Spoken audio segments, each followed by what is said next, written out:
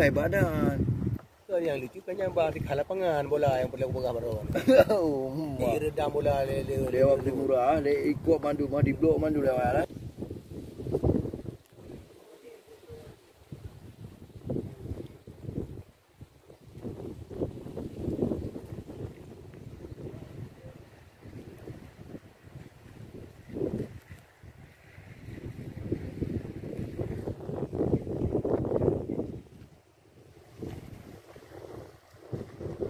Inilah Pulau Sabang yang indah Langkaina.